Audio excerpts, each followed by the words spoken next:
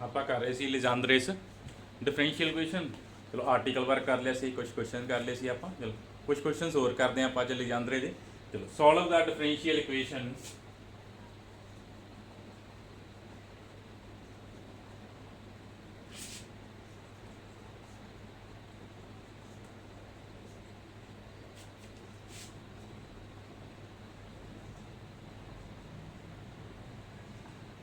ਆਪਾਂ ਨੂੰ equation given ਆ ਸੋਲਵ ਦਾ ਡਿਫਰੈਂਸ਼ੀਅਲ ਇਕੁਏਸ਼ਨ। ਜੋ ਸਭ ਤੋਂ ਪਹਿਲਾਂ ਆਪਾਂ ਸਿੰਬੋਲਿਕ ਫਾਰਮ 'ਚ ਲਿਖ ਲੈਣਾ ਇਕੁਏਸ਼ਨ। ਸਿੰਬੋਲਿਕ ਫਾਰਮ 'ਚ ਕੀ ਆਏਗਾ,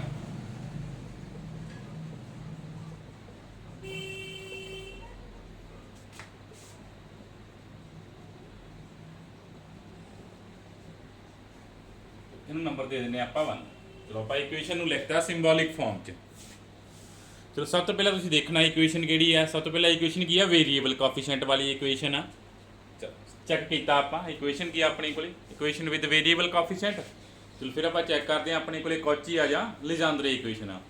ਚਲੋ ਕਿਹੜੀ ਇਕੁਏਸ਼ਨ ਆ ਰਹੀ ਆ ਆਪਣੇ ਕੋਲੇ ਨੈਕਸਟ, ਇਹ ਲਿਜਾਂਦਰੇ ਇਕੁਏਸ਼ਨ ਆ ਰਹੀ ਆ। ਬਿਕੋਜ਼ ਆ ਸੈਕੰਡ ਡੈਰੀਵੇਟਿਵ ਆ, ਨਾਲ ਆਪਣੇ ਕੋਲੇ ਕੀ ਪਿਆ 1 + x ਦਾ ਸਕੁਅਰ ਪਿਆ ਨਾ, a + bx ਦਾ। ਤੁਹਾਨੂੰ ਪਤਾ ਜਿੰਨਾ ਲਿਜਾਂਦਰੇ ਇਕੁਏਸ਼ਨ ਕੀ ਆ ਕਿ ਜਿੰਨਾ ਡੈਰੀਵੇਟਿਵ ਆ, ਡੈਰੀਵੇਟਿਵ ਨਾਲ ਕੋਫੀਸ਼ੀਐਂਟ ਕਿਹੜਾ ਪਿਆ ਹੋਣਾ ਚਾਹੀਦਾ ਵਾ, a + bx ਦੀ ਉਨੀ ਪਾਵਰ ਪਈ ਹੋਣੀ ਚਾਹੀਦੀ ਆ। ਜਿੰਨਾ ਡੈਰੀਵੇਟਿਵ ਆ ਉਨੀ ਹੀ ਆਪਣੇ ਕੋਲੇ ਕੀ ਹੋਣੀ ਚਾਹੀਦੀ ਆ, a + bx ਦੀ ਪਾਵਰ। ਚਲੋ ਇੱਥੇ ਹੈਗੀ ਆ a + bx ਦੀ ਪਾਵਰ, ਹਾਂ ਜਿੰਨਾ ਡੈਰੀਵੇਟਿਵ ਆ ਉਨੀ a + bx ਦੀ ਪਾਵਰ ਆ। ਜੇ ਤੁਸੀਂ ਕੰਪੇਅਰ ਕਰੋਗੇ a ਆਪਣੇ ਕੋਲੇ 1 ਆ ਜਾਏਗਾ, b ਆਪਣੇ ਕੋਲੇ ਕਿੰਨਾ ਆ ਜਾਏਗਾ 1। a and b the value ਆਪਣੇ ਕੋਲੇ ਕੀ ਆ ਰਹੀ ਆ 1 ਐਂਡ 1 ਆ ਰਹੀ ਆ। ਦੈਨ ਫਿਰ ਆਪਾਂ ਸਭ ਤੋਂ ਪਹਿਲਾਂ ਲਿਜਾਂਦਰੇ ਇਕੁਏਸ਼ਨ ਨੂੰ ਕੀ ਕਰਦੇ ਆ, ਚੇਂਜ ਕਰਦੇ ਆ ਇਕੁਏਸ਼ਨ ਵਿਦ ਕਾਂਸਟੈਂਟ ਕੋਫੀਸ਼ੀਐਂਟ। ਚਲੋ ਕੀ ਪੁੱਟ ਕਰਾਂਗੇ, 1 + x ਨੂੰ ਪੁੱਟ ਕਰ ਦਾਂਗੇ e⁻z, ਮੀਨ z ਦੀ ਵੈਲਿਊ ਕੀ ਆ ਜਾਏਗੀ log 1 + x ਆ ਜਾਏਗੀ ਨਾ। ਚਲੋ ਪੁਟਿੰਗ ਕਰਦੇ ਆ। ਪੁਟਿੰਗ ਕਰਨਾ ਆਪਣੇ ਕੋਲੇ ਕੀ ਹੁੰਦਾ 1 + x * d ਕੀ ਚੇਂਜ ਹੋ ਜਾਂਦਾ b * ਥੀਟਾ ਚ। ਆ ਆਪਣੇ ਕੋਲੇ ਕੀ ਆ b ਪਿਆ ਵਾ, b ਦੀ ਵੈਲਿਊ ਕਿੰਨੀ ਆ 1, ਤਾਂ a + bx * d Ki change ਹੁੰਦਾ b * ਥੀਟਾ ਚ। a + bx * d ਆਪਣੇ ਕੋਲ ਕਿਹੜੀ ਟਰਮ ਚ ਚੇਂਜ ਹੋ ਜਾਂਦਾ ਵਾ b * ਥੀਟਾ ਚ। a ਦੀ ਵੈਲਿਊ 1 ਆ, b ਦੀ ਵੈਲਿਊ 1 ਆ ਨਾ, and a + bx square d square Ki change ਹੋ ਜਾਂਦਾ b square theta -1 b square theta -1। b square ਦੀ ਵੈਲਿਊ ਕਿੰਨੀ, ਉਹ b ਦੀ ਵੈਲਿਊ ਕਿੰਨੀ ਆ ਆਪਣੇ ਕੋਲੇ 1 ਆ। ਚਲੋ ਪੁੱਟ ਕੀਤਾ ਆਪਣੇ ਕੋਲੇ ਕੀ ਆ ਗਿਆ ਥੀਟਾ -1 + ਥੀਟਾ +1 y = 4 cos, ਉਹ log ਦੀ ਵੈਲਿਊ ਕਿੰਨੀ ਆ ਚੁੱਕੀ ਆ z ਆ ਗਈ। log 1 + x ਆਪਣੇ ਕੋਲੇ ਕੀ ਆ ਗਿਆ ਵਾ z ਆ ਗਿਆ ਵਾ। ਤੇ ਹੁਣ ਇਹਨੂੰ ਸੋਲਵ ਕਰ ਲੈਂਦੇ ਆ ਆਪਾਂ। ਚਲੋ ਸੋਲਵ ਕਰਦੇ ਆ ਤਾਂ ਕੀ ਆ ਜਾਏਗਾ theta square +1 y = 4 cos z। ਆਪਣੇ ਕੋਲੇ ਇਕੁਏਸ਼ਨ ਆ ਗਈ ਸੈਕੰਡ। ਹੁਣ ਜੋ ਆ ਸੈਕੰਡ ਇਕੁਏਸ਼ਨ ਆਈ ਆ, ਇਹ ਆਪਣੇ ਕੋਲੇ ਕੀ ਆ ਚੁੱਕੀ ਆ ਇਕੁਏਸ਼ਨ ਵਿਦ ਕਾਂਸਟੈਂਟ ਕੋਫੀਸ਼ੀਐਂਟ ਆ ਗਈ। ਇਹ ਆਪਣੇ ਕੋਲੇ ਕੀ ਬਣ ਗਈ ਇਕੁਏਸ਼ਨ ਵਿਦ ਕਾਂਸਟੈਂਟ ਕੋਫੀਸ਼ੀਐਂਟ। ਸਭ ਤੋਂ ਪਹਿਲਾਂ ਆਪਾਂ ਸੈਕੰਡ ਇਕੁਏਸ਼ਨ ਨੂੰ ਸੋਲਵ ਕਰਦੇ ਆ। ਸੈਕੰਡ ਇਕੁਏਸ਼ਨ ਦਾ ਆਪਾਂ ਕੀ ਫਾਈਂਡ ਕਰਦੇ ਆ, ਕੰਪਲੀਮੈਂਟਰੀ ਫੰਕਸ਼ਨ ਫਾਈਂਡ ਕਰਦੇ ਆ। ਚਲੋ ਕੰਪਲੀਮੈਂਟਰੀ ਫੰਕਸ਼ਨ ਕੀ ਆਏਗਾ,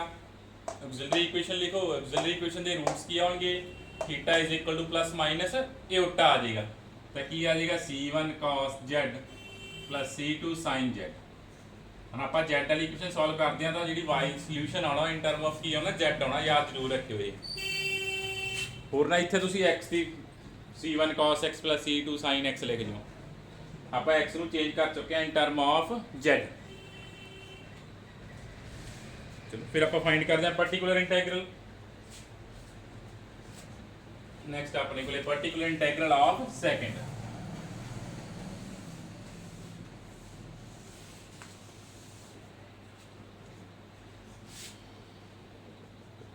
ਪਾਰਟਿਕੂਲਰ ਇੰਟੈਗਰਲ ਕੀ ਆ ਆਪਣੇ ਕੋਲੇ 1 upon function of theta operate on non homogeneous part। ਕਿੰਨਾ non homogeneous part 4 cos z। ਚਲੋ ਹੁਣ ਆਪਾਂ ਨੂੰ ਪਤਾ cos z ਲਈ ਆਪਾਂ ਕਿਵੇਂ ਸੋਲਵ ਕਰਨਾ ਵਾ, ਥੀਟਾ ਸਕੁਅਰ ਨੂੰ ਪੁੱਟ ਕਰ ਦਿੰਨੇ ਆ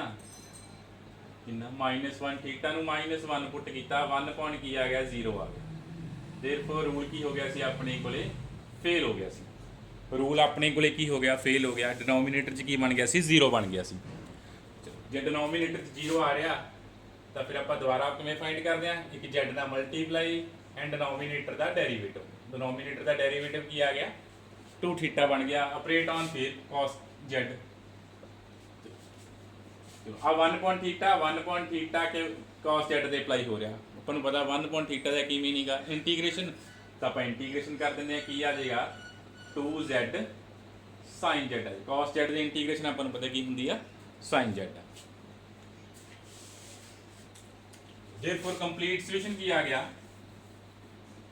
ਕੰਪਲੀਟ ਸੋਲੂਸ਼ਨ ਆਫ ਸੈਕੰਡ ਕੀ ਬਣ ਗਿਆ, y is equal to complementary function plus particular, plus की आ जाना अपने को पर्टिकुलर इंटेग्रल। कंप्लीट सोल्यूशन ਆਪਾਂ ਦਾ ਕਿਹਦਾ ਚਾਹੀਦਾ, 1 ਦਾ ਸੋਲੂਸ਼ਨ ਚਾਹੀਦਾ ਨਾ, y ਦਾ ਸੋਲੂਸ਼ਨ ਚਾਹੀਦਾ ਇਨ ਟਰਮ ਆਫ x। ਕਿਉਂਕਿ ਆਪਾਂ ਨੂੰ ਇਕੁਏਸ਼ਨ ਗਿਵਨ ਆ ਸਾਰੀ y ਤੇ x ਦੀ ਫਾਰਮ ਚ ਗਿਵਨ ਆ ਤਾਂ ਆਪਣੇ ਕੋਲ ਸੋਲੂਸ਼ਨ ਆਇਆ, y ਦਾ ਸੋਲੂਸ਼ਨ ਆਇਆ ਇਨ term of z, y the value ਆਈ ਆ ਇਨ ਟਰਮ ਆਫ z, ਬਟ ਆਪਾਂ ਨੂੰ ਇਨ ਟਰਮ ਆਫ x ਚਾਹੀਦਾ। ਤਾਂ ਆਪਣੇ ਕੋਲ ਗਿਵਨ ਇਕੁਏਸ਼ਨ ਦਾ ਸੋਲੂਸ਼ਨ ਕੀ ਆ ਜਾਏਗਾ, z ਨੂੰ ਚੇਂਜ ਕਰ ਦਿਓ, c1 cos z ਦੀ ਵੈਲਿਊ ਕਿੰਨੀ ਆ log 1 plus x ना, plus c2 sin log 1 plus x plus 2z sin z ना। आपने को की आ गया equation solution of given differential equation बन गया कि z ਨੂੰ चेंज करते हैं टर्म ऑफ x, तो अपने को सोल्यूशन आ जाएगा solution of given differential equation.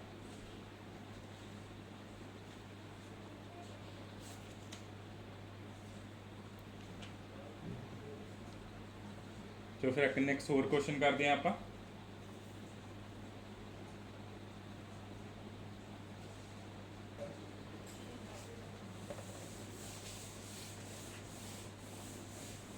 Next question अपने को solve the differential equation 16x plus 1 the power 4 d the power 4 plus 96x plus 1 cube d cube plus 104 x plus 1 square d square plus 8 x plus 1 d plus 1 y is equal to x square plus 4x plus 3। ਆਪਾਂ ਨੂੰ equation given ਆ, ਜੋ ਸਭ ਤੋਂ ਪਹਿਲਾਂ check ਕਰੋ ਆਪਣੇ ਕੋਲੇ ਇਕੁਏਸ਼ਨ ਕੀ ਆ। ਇਕੁਏਸ਼ਨ ਆਪਣੇ ਕੋਲੇ ਕੀ ਆ, ਜਿੰਨਾ ਡੈਰੀਵੇਟਿਵ ਆ ਨਾਲ ਆਪਣੇ ਕੋਲੇ ਕੀ ਪਈ ਆ, ਲੀਨੀਅਰ ਟਰਮ ਦੀ ਪਾਵਰ ਪਈ ਆ ਨਾ, means a plus bx the power ਪਈ ਆ। ਜੇ ਤੁਸੀਂ ਕੰਪੇਅਰ ਕਰੋਗੇ a the value 1, b the value ਵੀ ਕਿੰਨੀ ਆ ਰਹੀ ਆ, ਆਪਣੇ ਕੋਲੇ 1 ਆ ਰਹੀ ਆ। ਤਾਂ ਆਪਾਂ ਨੂੰ ਕੀ ਗਿਵਨ ਹੋ ਗਿਆ ਕਿ ਜੋ ਆਪਣੇ ਕੋਲੇ ਗਿਵਨ ਇਕੁਏਸ਼ਨ ਆ ਉਹ ਆਪਣੇ ਕੋਲੇ ਕੀ ਆ, ਲੀਜੈਂਡਰੇਸ ਡਿਫਰੈਂਸ਼ੀਅਲ ਇਕੁਏਸ਼ਨ ਆ। ਚਲੋ ਫਿਰ ਆਪਾਂ ਲੀਜੈਂਡਰੇ ਇਕੁਏਸ਼ਨ ਨੂੰ ਸੋਲਵ ਕਰਦੇ ਹਾਂ। ਕਿਵੇਂ ਸੋਲਵ ਕਰਦੇ ਹਾਂ ਲੀਜੈਂਡਰੇ ਨੂੰ, ਪੁੱਟ ਕਰਦੇ ਹਾਂ x plus 1 ਨੂੰ e ਦੀ ਪਾਵਰ z ਪੁੱਟ ਕਰ ਦਿੰਦੇ ਆ, ਮੀਨ z ਦੀ ਵੈਲਿਊ ਕੀ ਆ ਜਾਏਗੀ log x plus 1 ਆ ਜਾਏਗੀ ਨਾ। ਤਾਂ ਆਪਾਂ ਪੁੱਟ ਕਰਤਾ 1 plus x ਨੂੰ ਕੀ ਪੁੱਟ ਕਰਤਾ e ਦੀ ਪਾਵਰ z। b ਦੀ ਵੈਲਿਊ ਕਿੰਨੀ ਹੈ, a the value we compare ਕਰੋ 1 ਆ ਰਹੀ ਹੈ, b ਦੀ ਵੈਲਿਊ ਕੰਪੇਅਰ ਕਰਕੇ ਕਿੰਨੀ ਆਈ ਆਪਣੇ ਕੋਲੇ 1 ਆ ਗਈ ਨਾ, ਜੋ ਆਪਣੇ ਕੋਲ ਸਟੈਂਡਰਡ ਫਾਰਮ ਹੁੰਦੀ ਆ। ਫਿਰ ਆਪਾਂ ਨੂੰ ਪਤਾ x plus 1 into d की चेंज था 1 into d into थीटा, v की वैल्यू कितनी है 1 एंड स्क्वायर वाली टर्म की चेंज हो जाएगी b square theta theta minus 1, cube वाली term b cube theta theta minus 1 theta minus 2 and next power 4 वाली टर्म b की power 4 theta theta minus 1 theta minus 2 theta minus 3 change हो जाएगी। Putting करती है आप लीजेंड्रे इक्वेशन तो put करो एंड इक्वेशन ਨੂੰ सॉल्व करो। पुट इन 1 तो ਕੀ ਆ ਗਿਆ, ਤੁਸੀਂ पुट करो, मैं डायरेक्ट लिख देना ਕੀ ਆਊਗਾ ਆਪਣੇ ਕੋਲੇ 16 theta theta minus 1 theta minus 2 theta minus 3 पर 96 theta theta minus 1 theta minus 2 104 theta theta minus 1 plus 8 theta plus 1 y। चलो x की वैल्यू देखो कितनी आएगी, इथों x फाइंड कर लो, x कितना आएगा e की पावर z माइनस 1 e की पावर z माइनस 1 का स्क्वायर प्लस 4 e की power z minus 1 plus 3। x की वैल्यू इथों फाइंड होगी सी अपने को, x की वैल्यू कितनी फाइंड हुई सी e की पावर z माइनस 1, वो भी राइट साइड पर पुट करती है आप। चलो हुण इहनूं सॉल्व करो एंड सॉल्व करके देखो की आ रहा अपने को। एक तो आ जाएगा 16 थीटा की पावर 4 आ जाएगी, ठीक है, जो मल्टीप्लाई किया थीटा की पावर 4 बचनी है नाल 16 पिया, तो अपने को एक टर्म आ गई इतों 16 थीटा की पावर 4। अगे देखते हैं अपने को की वैल्यू आनी है, नैक्सट कड़ी आ रही है। चलो करो मल्टीप्लाई एंड सॉल्व करो। 96 आ रहा एक, सो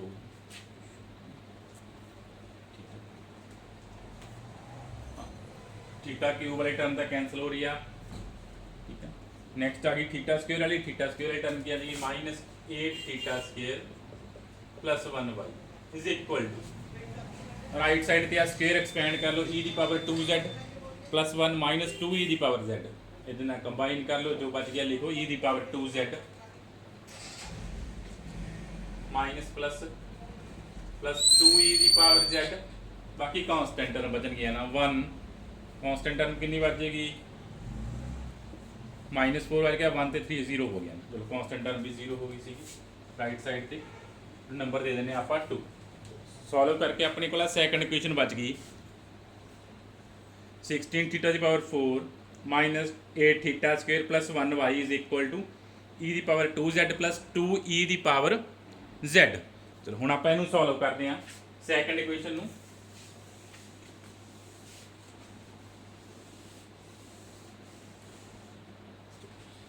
सब तो पहले ऑक्सिलरी इक्वेशन लिखते हैं। ऑक्सिलरी इक्वेशन की आ जाएगी अपने को 16 theta 4 -8 theta square plus 1 is equal to 0। चलो देखो ये की बन जाएगा अपने को 4 theta minus 4 theta square minus 1 का स्क्वायर बन रहा है अपने को की बने 4 थीटा स्क्वायर माइनस 1 का स्क्वायर बनता पाया। इट मीन थीटा दी वैल्यूज की आ जाएगियां theta square is equal to 1/4 plus minus 1/2 and plus minus 1/2। Theta दी वैल्यू क्या है plus minus 1/2 and plus minus 1/2 आ। फिर कॉम्प्लीमेंट्री फंक्शन की आ गया अपने को वैल्यू रिपीट करके 1/2, सिमिलरली माइनस 1/2 भी रिपीट करके 1/2 भी 2 बार आया अपने को प्लस माइनस 1/2, दोनों वैल्यू रिपीट कर रही है, 1/2 भी रिपीट कर रही है, माइनस 1/2 भी रिपीट कर रही है। देन की आ जाएगा complementary function c1 c2 z e दी power z/2 plus c3 c4 z e दी पावर माइनस z/2 e दी पावर माइनस z/2। अपने को कॉम्प्लीमेंट्री फंक्शन फाइंड हो गया। नेक्स्ट की फाइंड करना रह गया पर्टिकुलर इंटैग्रल सॉल्व करना रह गया। तो फिर आप पर्टिकुलर इंटैग्रल सॉल्व करते हैं सैकंड का 1/16 theta 4 -8 theta square plus 1 operate on e दी पावर 2z प्लस 2e दी पावर z।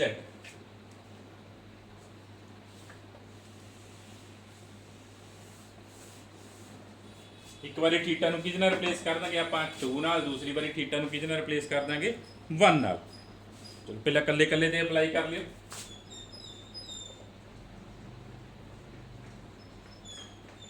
e दी पावर 2z ते अप्लाई हो गया, दूसरा किते अप्लाई हो गया e दी पावर z ते। अपन पता रूल की हुंदा, रूल इत्थे फर्स्ट ते थीटा किहदे नाल रिप्लेस हो जाएगा 2 नाल, सैकंड ते थीटा किहदे नाल रिप्लेस हो जाएगा 1 नाल। चलो करो रिप्लेस।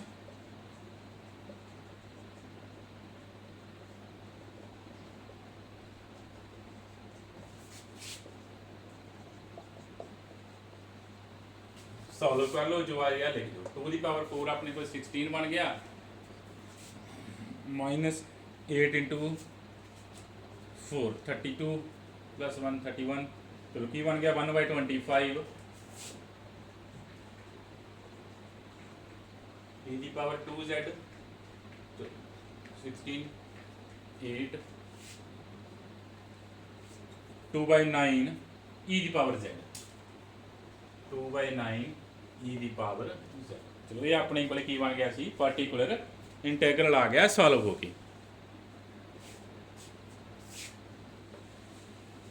पार्टिकुलर इंटैग्रल सॉल्व हो गया तो अपन नेक्स्ट की लिख देने complete solution of first oh sorry second. Complete solution of second की देख आ जाएगा complementary function plus particular integral बन जाएगा ना। देयरफॉर कंप्लीट सोल्यूशन ऑफ ਆਪਾਂ ਦਾ 1 ਦਾ ਫਾਈਂਡ ਕਰਨਾ ਸੀ z ਨੂੰ ਰਿਪਲੇਸ ਕਰ ਦਿਓ x ਨਾਲ z ਨੂੰ ਆਪਾਂ ਕਰ ਦਿੰਦੇ ਆ x ਨਾਲ ਰਿਪਲੇਸ ਕੀ ਆ ਗਿਆ c1 c2 z the value log 1 x z the value log 1 x by 2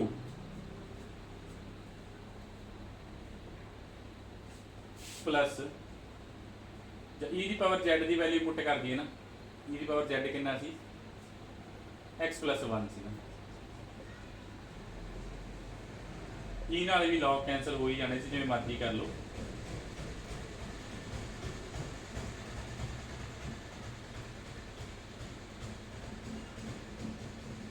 plus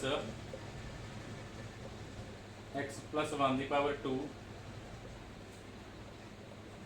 x plus 1 ਤਾਂ ਇਹ ਆਪਣੇ ਕੋਲ ਕੀ ਆ ਗਿਆ ਸੋਲੂਸ਼ਨ ਆ ਗਿਆ ਗਿਵਨ ਡਿਫਰੈਂਸ਼ੀਅਲ ਇਕੁਏਸ਼ਨ ਦਾ ਇਹ ਆਪਣੇ ਕੋਲ ਕੀ ਬਣ ਗਿਆ solution of given differential equation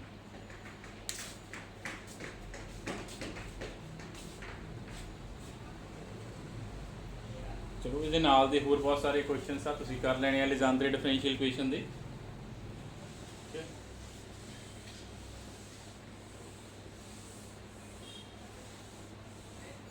ਫਿਰ ਆਪਣੇ ਕੋਲ ਨੈਕਸਟ ਆਉਂਦੀ ਆ ਆਪਾਂ ਟੌਪਿਕ ਕਰ ਰਹੇ ਸੀ equation with linear differential equation with variable coefficient ਆਪਾਂ ਟੌਪਿਕ ਕਰ ਰਹੇ ਆ linear differential equation with variable coefficient variable coefficient वाले चैप्टर च आप दो इक्वेशन कर ली एक कॉची इक्वेशन कर ली सैकंड आप कर ली लेजेंडरे डिफरेंशियल इक्वेशन फर्स्ट आप की कॉची सैकंड की लेजेंडरे डिफरेंशियल इक्वेशन ये स्पैशल टाइप दियाँ ने तुसीं देखना कि कॉची बनती है या लेजेंडर फिर वो अकॉर्डिंग सॉल्व करना थर्ड अपने को जे इन्होंने दोनों फॉर्म की इक्वेशन ना आए ना तो कॉची इक्वेशन हो ना ही कि इक्वेशन हो लेजेंडरे हो ठीक मीन अपने को कोई होर इक्वेशन पई है वेरीएबल कोएफिशिएंट वाली अपने को नैक्सट की आ इक्वेशनस आ गई फिर चैप्टर अपना किहड़ा चल रहा वा वेरीएबल कोएफिशिएंट वाला अपने को वेरीएबल कोएफिशिएंट वाली इक्वेशन पई आ वो ना तो कॉची इक्वेशन आ ना ही किहड़ी आ लेजेंडरे इक्वेशन आ ना तो अपने को कॉची इक्वेशन आ ना ही अपने को की लेजेंडरे इक्वेशन आ फिर वो देखो किवें सॉल्व करना वा वो किवें सॉल्व करनी आ बाय एग्जैक्टनेस तो पहले डेफिनेशन कर दिया exact differential equation of higher order exact differential equation of higher order एक आप पहला कर चुके हैं फर्स्ट चैप्टर च वो फर्स्ट ऑर्डर दी सीगी एग्जैक्ट डिफरेंशियल इक्वेशन जी mdx plus nd सी वो फर्स्ट ऑर्डर दी सी हुण आप हायर ऑर्डर वाली इक्वेशन देखो किवें चैक करनी है कि वो एग्जैक्ट ने या नहीं एग्जैक्ट ठीक है जी वेरीएबल कोएफिशिएंट वाली इक्वेशन बच गई बाकी कॉची तो बिना लेजेंडरे तो बिना वो एक मैथड अपने को exact differential equation of higher order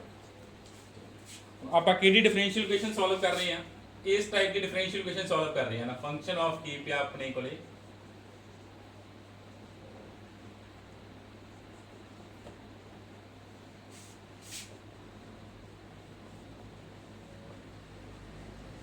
अपने इस टाइप की इक्वेशन सॉल्व कर रहे हैं इस तरह की इक्वेशन पई आ अपने को डेरिवेटिव्स की फॉर्म च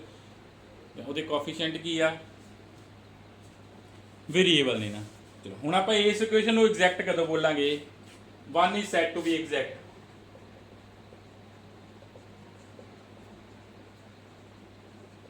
वन नूं आप एग्जैक्ट कदों बोलांगे if it can be obtained by differentiating if it can be obtained bye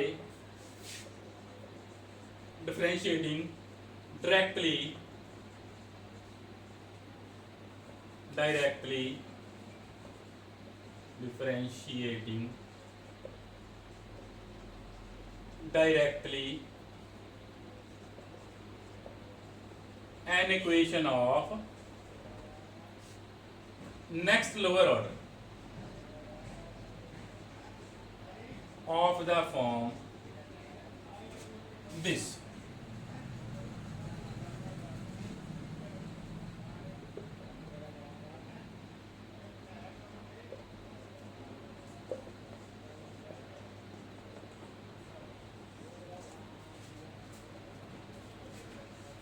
अब फर्स्ट इक्वेशन आप जो सॉल्व कर रहे हैं फर्स्ट इक्वेशन को आप एग्जैक्ट कदों बोलांगे if it can be obtained by differentiating directly an equation of next lower order of the form second जे आप फस्ट डिफरेंशियल इक्वेशन ਨੂੰ ਕਿਵੇਂ ਫਾਰਮ ਕਰੀਏ ਫਸਟ ਉਸ ਤੋਂ ਨੈਕਸਟ ਇਹਦਾ ਆਰਡਰ ਕਿੰਨਾ ਵਾ ਜੋ ਆਪਾਂ ਨੂੰ ਫਸਟ ਇਕੁਏਸ਼ਨ ਉਹਦਾ ਆਰਡਰ ਕਿੰਨਾ n ਆਰਡਰ ਆਣਾ ਜੇ ਆਪਾਂ n ਆਰਡਰ ਵਾਲੀ ਇਕੁਏਸ਼ਨ ਨੂੰ ਕਿਵੇਂ ਬਣਾਈਏ ਉਸ ਤੋਂ ਨੈਕਸਟ ਲੋਅਰ ਆਰਡਰ ਕਿਹੜਾ ਬਣਨਾ n-1 ਜੇ n-1 ਆਰਡਰ ਵਾਲੀ ਇਕੁਏਸ਼ਨ ਦਾ ਆਪਾਂ ਡੈਰੀਵੇਟਿਵ ਕਰ ਦਈਏ ਤੇ ਆਪਣੇ ਕੋਲੇ ਜੇ ਫਸਟ ਇਕੁਏਸ਼ਨ ਆ ਜੇ ਤਾਂ ਆਪਾਂ ਫਸਟ ਇਕੁਏਸ਼ਨ ਨੂੰ ਕੀ ਬੋਲਦੇ ਆ ਐਗਜ਼ੈਕਟ ਡਿਫਰੈਂਸ਼ੀਅਲ ਇਕੁਏਸ਼ਨ ਬੋਲਾਂਗੇ ਠੀਕ ਹੈ ਜੇ ਆਪਾਂ ਫਸਟ ਇਕੁਏਸ਼ਨ ਨੂੰ ਕਿਹੜੀ ਇਕੁਏਸ਼ਨ ਤੋਂ ਡਰਾਈਵ ਕਰ ਦਈਏ ਆ ਸੈਕੰਡ ਇਕੁਏਸ਼ਨ ਤੋਂ ਸੈਕੰਡ ਇਕੁਏਸ਼ਨ ਕੀ ਆ n-1 ਆਰਡਰ ਦੀ ਆ ਠੀਕ ਹੈ nth ਆਰਡਰ ਵਾਲੀ ਇਕੁਏਸ਼ਨ ਆਪਣੇ ਕੋਲੇ ਫਸਟ ਉਹਨੂੰ ਐਗਜ਼ੈਕਟ ਕਦੋਂ ਬੋਲਣਾ ਜੋ ਕਿਸੇ n-1 ਆਰਡਰ ਦੀ ਡਿਫਰੈਂਸ਼ੀਅਲ ਇਕੁਏਸ਼ਨ ਤੋਂ ਜਨਰੇਟ ਹੋ ਜੇ ਜਨਰੇਟ ਕਿਵੇਂ ਕਰਨੀ ਆ ਜਿਹੜੀ ਲੋਅਰ ਆਰਡਰ ਵਾਲੀ ਇਕੁਏਸ਼ਨ ਆ ਉਹਦਾ ਕੀ ਕਰ ਦੇਣਾ ਤੁਸੀਂ ਡੈਰੀਵੇਟਿਵ ਕਰ ਦੇਣਾ ਜੇ ਲੋਅਰ ਇਕੁਏਸ਼ਨ ਵਾਲੀ ਇਕੁਏਸ਼ਨ ਆ ਲੋਅਰ ਆਰਡਰ ਸੀ ਨੈਕਸਟ ਲੋਅਰ ਆਰਡਰ n ਤੋਂ ਬਾਅਦ n-1 ਆਇਆ ਠੀਕ ਹੈ ਜੇ n ਆਰਡਰ ਵਾਲੀ ਇਕੁਏਸ਼ਨ ਨੂੰ ਆਪਾਂ ਐਗਜ਼ੈਕਟ ਕਦੋਂ ਬੋਲਣਾ ਜੇ ਉਹਦਾ n-1 ਆਰਡਰ ਵਾਲੀ ਇਕੁਏਸ਼ਨ ਤੋਂ ਕੀ ਹੋ ਜੇ ਜਨਰੇਟ ਹੋ ਜੇ ਬਾਏ ਡਿਫਰੈਂਸ਼ੀਏਟਿੰਗ ਤਾਂ ਆਪਾਂ ਬੋਲਾਂਗੇ ਕਿ ਜੋ ਫਸਟ ਆ ਉਹ ਕੀ ਆ ਐਗਜ਼ੈਕਟ ਡਿਫਰੈਂਸ਼ੀਅਲ ਇਕੁਏਸ਼ਨ ਆ and second is first integral of 1 and ਜੋ ਇਕੁਏਸ਼ਨ ਸੈਕੰਡ ਆਈ ਆ ਉਹਨੂੰ ਆਪਾਂ ਬੋਲਾਂਗੇ ਫਸਟ ਇੰਟੈਗਰਲ ਆਫ 1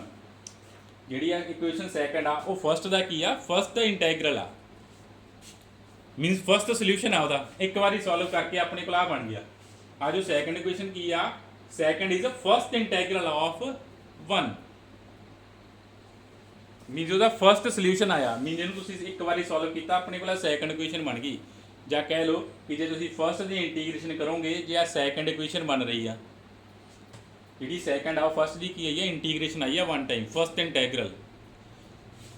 ਅੱਗੇ ਜੇ ਅੱਗੇ ਸੈਕੰਡ ਨੂੰ ਵੀ ਆਪਾਂ ਰਿਡਿਊਸ ਕਰੀ ਜਾਵਾਂਗੇ ਠੀਕ ਹੈ ਇਹ ਸੀ ਆਪਣੀ ਕੋਲ definition of exact differential equation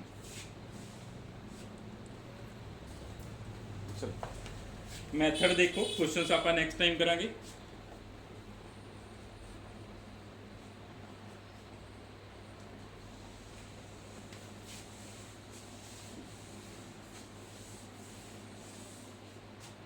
working method अपने को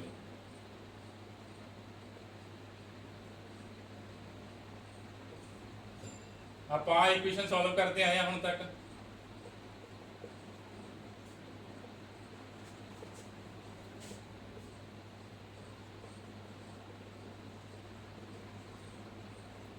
आप हुण तक इक्वेशन सॉल्व करते आए हैं चलो हुण आप करनी है बाय एग्जैक्टनेस एग्जैक्टनेस कदों आप अप्लाई करनी है वेरीएबल कोफिशिएंट वाली इक्वेशनस से इक्वेशन विद वेरीएबल कोफिशिएंट जो इक्वेशन ना तो कॉची बने ना ही की बने लेजेंड्रे बने ठीक है लेजेंड्रे ते कॉची तो जी फॉर्म ऑफ फिक्स फॉर्म ने कि कॉची फॉर्म वर्गी इक्वेशन से अप्लाई होना जो कॉची फॉर्म से लेजेंड्रे तो भी थोड़ा पता होना चाहिए कि लेजेंड्रे किहड़ी डिफरेंशियल इक्वेशन है जी आ एग्जैक्टनेस वाली है किसी भी वेरीएबल कोफिशिएंट वाली ते अप्लाई हो सकती है भावें कॉची इक्वेशन ये सॉल्व कर लो भावें लेजेंड्रे ये सॉल्व कर लो एग्जैक्टनेस नाल ये जर्नल अपने को मैथड आ गया वेरीएबल इक्वेशन सॉल्व करने लई ठीक है ये कोई भी वेरीएबल कोफिशिएंट वाली इक्वेशन तुसीं सॉल्व कर सकते हो बाय एग्जैक्टनेस भावें वो कॉची है भावें लेजेंड्रे आ जे कॉची लेजेंड्रे नूं कॉची ते लेजेंड्रे फॉर्म च करना उस फॉर्म च कर लो एंड जिहड़ियां इक्वेशन ना हुई कॉची ते लेजेंड्रे उन्होंने इस टाइप नाल कर लियो ना चलो किमें आपां सॉल्व करना वा एक आपां टेबल प्रिपेयर करिया करना पहला ना तुसीं सारे कोफिशिएंट लिखने आ हरेक डेरिवेटिव दे nth दा n-1 दा अप टू सो ऑन पहला सारे की लिखने आपां कोफिशिएंट लिखने आ जे कोई कोफिशिएंट मिसिंग है उसकी जगह 0 पुट कर दें जिवें तुसीं सिंथेटिक डिवीजन या ऑर्नर्स मैथड करते हो ना उवें ही आपां इत्थे किहदे नाल ऑपरेट करना -d नाल ऑपरेट करना d मीनस डेरिवेटिव पहला सारे कोफिशिएंट लिखने आ फिर आपां -d नाल ऑपरेट करना वा आपां नूं पता फस्ट अपने कोले एज इट इज आ जांदा हुंदा जिवें आपां सिंथेटिक डिवीजन करदे उवें ही करना है किहदे नाल करनी -d नाल d मीनस डेरिवेटिव चलो फिर इत्थे की होगा माइनस p0 दा डेरिवेटिव तो की बन गया p1 माइनस p0 डैश बन गया ना अप टू सोन आई पुट करी जाना इत्थे अपने को अगे p2 होना सी की पुट हो गया सी p minus p1 derivative plus p not double derivative की बच गया सी p2 minus p1 derivative plus p not double derivative up to so on last अपने को टर्म की बचनी आ हाँ जी फर्स्ट टर्म ऐड दी फिर उसका डेरीवेटिव ऐड कर लिया फिर उसका डेरीवेटिव जिवें आपां सिंथेटिक डिवीजन करते हैं ना लास्ट टर्म बच जानी अपने को pn माइनस 1 देखो अल्टरनेटिव टर्म आनी शुरू हो गई plus p double derivative n minus 2 का up to so on minus 1 की पावर n p नॉट की पावर n आ माइनस 1 की पावर n क्या लिखा आपको नहीं पता अपने को लास्ट टर्म पॉजिटिव होनी या नैगेटिव होनी है वो n से डिपेंड कर देगा ना जिन्नी n होएगा कितना डेरीवेटिव उत्थे डिपेंड कर देगा क्वेश्चन करोगे तुहानूं पता लग ही जाएगा ठीक है इत्थों अपन पता लग गया सी पॉजिटिव नैगेटिव अल्टरनेटिव टर्म होनी सी तो अपने को लास्ट टर्म आ गई ठीक है अप टू सो ऑन आप माइनस डी ना ऑपरेट करता देखो लास्ट टर्म बच गई हुण जिहड़ी इक्वेशन आ 1 is set to be exact 1 नूं आपां की बनाउणा एग्जैक्ट ना कहना ना तो अपने को वर्किंग मैथड आ 1 इज एग्जैक्ट 1 इफ या रिमाइंडर जिहड़ा रिमाइंडर आ रिमाइंडर आया अपने को लास्ट टर्म जिहड़ी आउणी है ना तुहानूं पता nth derivative of 0 if this term is 0 then 1 is exact ਜੇ ਰਿਮਾਈਂਡਰ 0 ਆ ਗਿਆ ਤੁਹਾਡੇ ਕੋਲੇ ਮਾਈਨਸ ਡੀ ਨਾਲ ਆਪਰੇਟ ਕਰਨ ਦੇ ਤਾਂ ਆਪਣੇ ਕੋਲੇ ਇਕੁਏਸ਼ਨ ਕੀ ਆ ਐਗਜ਼ੈਕਟ ਆ ਤਾਂ ਆਪਣੇ ਕੋਲੇ ਇਕੁਏਸ਼ਨ ਕੀ ਬਣ ਜਾਣੀ ਆ ਐਗਜ਼ੈਕਟ ਬਣ ਜਾਣੀ ਆ ਐਂਡ ਫਸਟ ਫਿਰ ਆਪਾਂ ਲਿਖਦੇ ਆ ਜੇ ਇਕੁਏਸ਼ਨ ਐਗਜ਼ੈਕਟ ਬਣ ਗਈ then first integral of first integral of 1 ਜਾਂ ਫਸਟ ਸੋਲੂਸ਼ਨ ਕਹਿ ਲਓ ਜਾਂ ਫਸਟ ਇੰਟੈਗਰਲ ਕਹਿ ਲਓ ਠੀਕ ਹੈ ਜਦੋਂ ਤੁਸੀਂ ਇੱਕ ਵਾਰੀ ਉਹਨੂੰ ਮਾਈਨਸ ਡੀ ਨਾਲ ਆਪਰੇਟ ਕੀਤਾ ਜੇ ਰਿਮਾਈਂਡਰ 0 ਆ ਗਿਆ ਤਾਂ ਇਕੁਏਸ਼ਨ ਐਗਜ਼ੈਕਟ ਬਣ ਜਾਣੀ ਆ ਫਿਰ ਆਪਾਂ ਜਿਹੜੀ ਆ ਗਿਵਨ ਇਕੁਏਸ਼ਨ ਆ 1 ਉਹਦਾ ਫਸਟ ਸੋਲੂਸ਼ਨ ਫਾਈਂਡ ਕਰਨਾ ਫਸਟ ਸੋਲੂਸ਼ਨ ਉਹਦਾ ਕੀ ਬਣਨਾ ਇਹਨੂੰ ਨਾਮ ਦੇ ਦਿਓ Q0 ਦਾ Q1 Q2 up to so on ਤਾਂ ਕੀ ਬਣਨਾ ਆਪਣੇ ਕੋਲੇ ਨੈਕਸਟ ਲੋਅਰ ਆਰਡਰ ਦੀ ਇਕੁਏਸ਼ਨ ਬਣ ਜਾਣੀ ਆ ਇਹਨੂੰ ਨਾਮ ਦੇ ਦਿਓ Q0 ਦਾ n-1 ਇਹਨੂੰ ਨਾਮ ਦੇ ਦਿਓ Q1 ਦਾ n-2 ਇਹ ਜਿਹੜੀ ਆ ਨੈਕਸਟ ਟਰਮ ਆ Q0 ਦੇਤਾ ਇਹਨੂੰ ਆ Q1 ਕਹਤਾ ਇਹਨੂੰ Q2 ਕਹਿ ਦਿੰਦੇ ਨੇ Q2 up to so on last ਤੇ ਕੀ ਬਚਣਾ ਵਾ Qn ਬਚ ਜਾਏਗਾ ਇਜ਼ ਇਕੁਅਲ ਟੂ Qn-1 एक टर्म घट गई ना अपने को तो 0 हो गई सी आ वाली टर्म का Q0 इन नाम देना शुरू करता फर्स्ट नूं Q0 दूसरे नूं Q1 लास्ट जो राइट हैंड साइड आ तुहाडे कोले फर्स्ट दी ओदी इंटीग्रेशन ये ना भुल जिओ उवें ही कीता जिवें आपां lower order the lower degree the polynomial लिख देने उवें आपां इत्थे लोअर ऑर्डर दी डिफरेंशियल इक्वेशन लिख देनी आ हाँ n ऑर्डर दी सी जो रिमाइंडर 0 आ गया इत्थे आपां n-1 ऑर्डर तो स्टार्ट कर देने is equal to right side ते की आ जो फर्स्ट आ उहदा की कर देना इंटीग्रेशन करनी है प्लस नाल कांस्टेंट क्योंकि इंटीग्रेशन कर रहे हैं कांस्टेंट जरूर ऐड होना वा इत्थे कोई पर्टिकुलर इंटैगरल की आपां गल नहीं कर रहे सिर्फ सोल्यूशन फाइंड कर रहे हैं तो अपने को सैकेंड इक्वेशन आ गई जे तुहाडे कोले सैकेंड इक्वेशन किसी मैथड नाल सॉल्व हो रही आ तो सॉल्व कर देनी है अदरवाइज इनू दोबारा आपां चैक करना इक्वेशन एग्जैक्ट आ जां नहीं जे एग्जैक्ट आ अगे सॉल्व कर देना जिमें जिमें तुसीं एग्जैक्ट इक्वेशन लिखनी आ एग्जैक्ट तो बाद इक्वेशन लिखनी है राइट साइड की इंटीग्रेशन करनी ना भुल जिओ चलो ये सी अपने को method of exact differential equation of higher order चलो कल आपां इहदे क्वेश्चंस करांगे।